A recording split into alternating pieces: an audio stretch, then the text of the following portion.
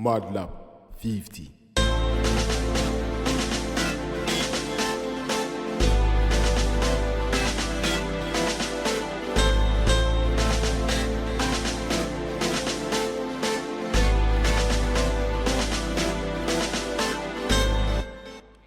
Hello fellow YouTubers, and welcome to this video. I've been wanting to make this video for a long time. The idea behind the series has been rooted in my head for about 13 months now, but I think this will be a great idea. Before I get started, I'm not some super baseball sleuth guy who knows everything about every club's farm clubs, or injury probability, or baseball stadiums, and how they affect fly balls flying away. Also, more so than in any sport, baseball can't be predicted accurately. It just can't be. Injuries, breakthrough seasons, bust seasons, mid-season trades, and of course mid-season call-ups. Sure, I'll be wrong quite a bit, most likely.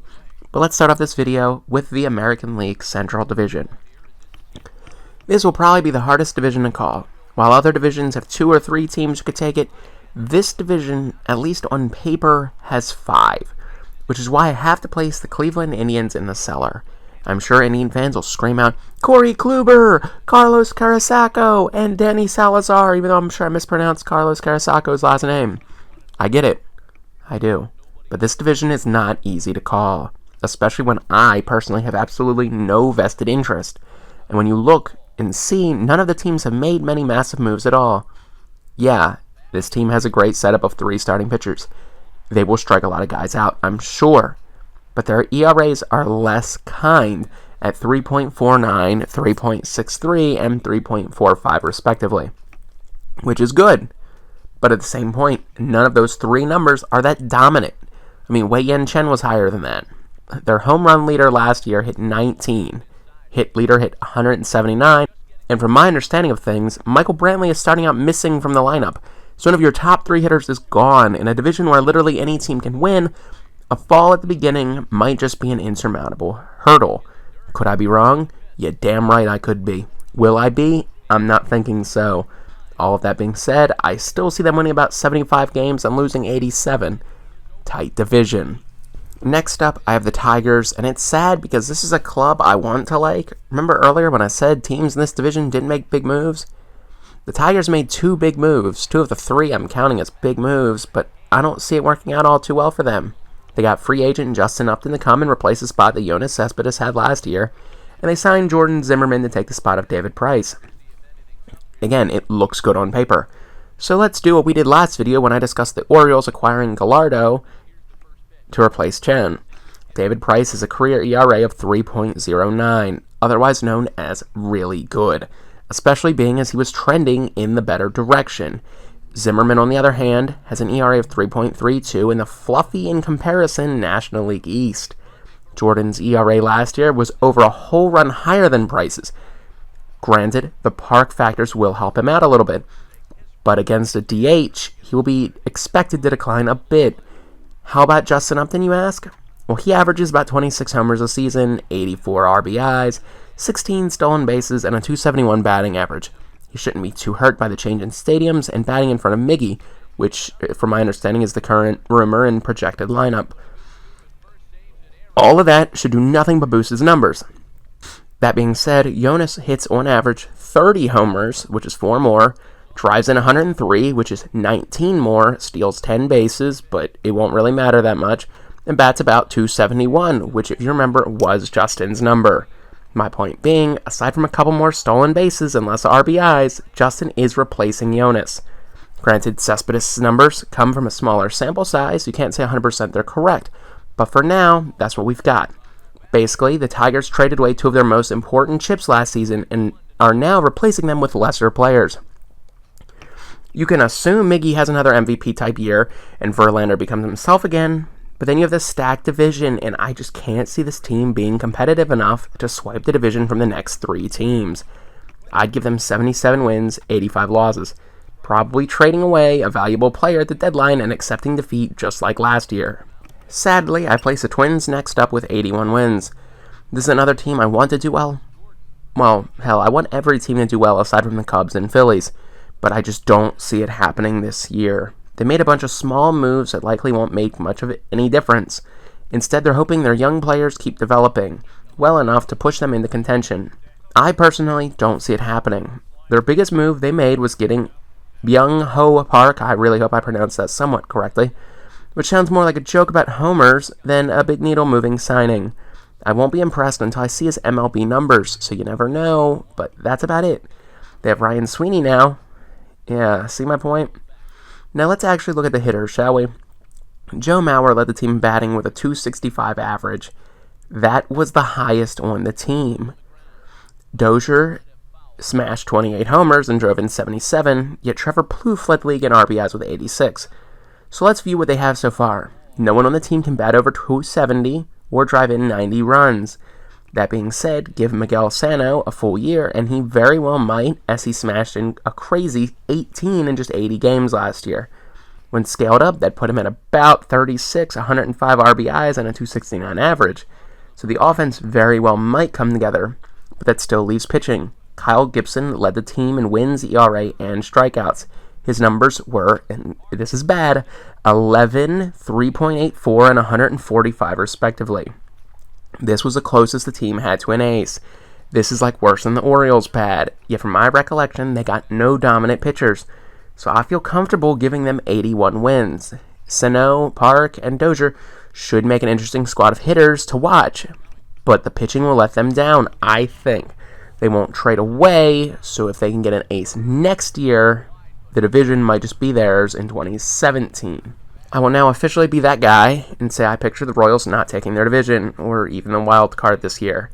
And the flaming fingers of fire are on the keyboards now, I'm sure. So just comment away. I'll wait a few seconds. So now let's examine this team, shall we? First, their offseason, in which they resigned some key guys and signed Ian Kennedy, which I guess is the closest thing to a big deal they made this offseason. And you know what? I'm not going to knock them for re-signing guys like Alex Gordon. You're the defending World Series champions. Clearly you know something I don't. That being said, they lost Zobrist, which I know freaks some people out, but for real, calm down. He wasn't that good anyway. But I have to badmouth their decision to sign Ian Kennedy, because this move might have cost them their postseason this year. There were much better options on the market, and now you're left with a guy who has a career ERA of 3.98, which might not seem that bad until you look at some of those years he's had. 4.28, 4.24, 5.23, 4.91. Let's count the number of seasons he's had with an ERA under 3. 1. Realistically, he's going to leave this season with an ERA over 4, which isn't a death sentence until you realize that Volquez had the lowest ERA on the team with 3.55. And then you fall off the face of the earth and start seeing 4s everywhere. So to recount, you haven't improved the team, you've hurt it. The offense will be killer either way. Lorenzo very well might score 100 times again. If he gets a bit more powerful, he'll be a 20-20 player, and then you have the rest of the stacked offense. But their starting pitching just looks atrocious, and I can't see them winning the division or more than 85 games, which leaves the White Sox with 87 games to win. Just to remind you, I said this division was going to be the toughest, and the fact I'm picking the White Sox to win the ALC is probably a crazy thought to some of you. But hear me out. Their biggest moves this offseason were signing Matt Latos, Jimmy Rollins, trading for Brett Lowry, and Todd Frazier. And I'm behind all 4 of these moves. Matt Latos has had one bad year in his career, and that was last year. He owns a career ERA of 3.51, which is actually yanked up by the one sucky year he's had. So if he stays healthy, chalk him up for about a 3.4. Frazier will be hitting in a slightly less amazing park for home run hitters, but he should still be good for about 30.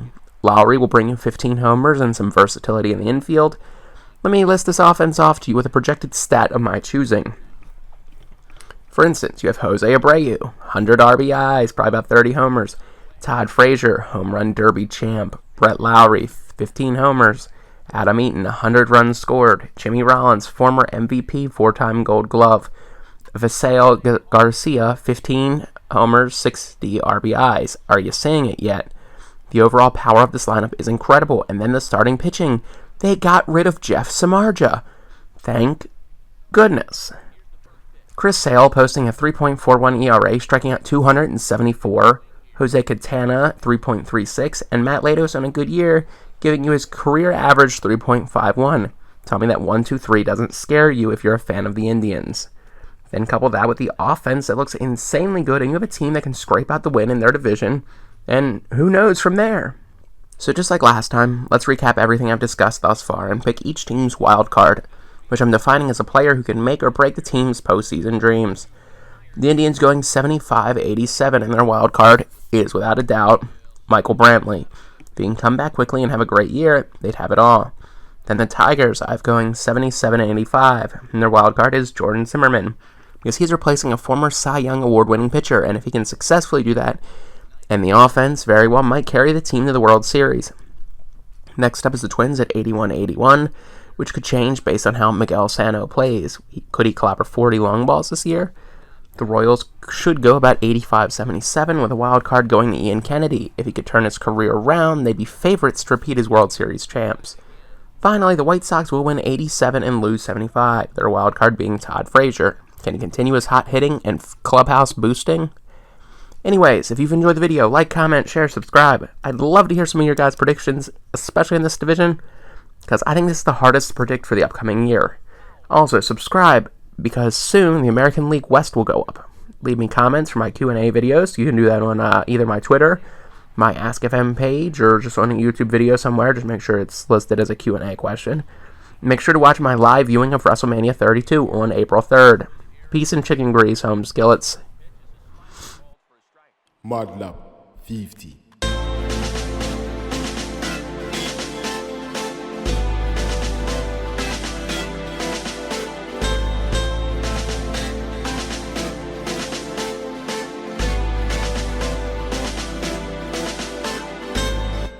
Mudlup 50.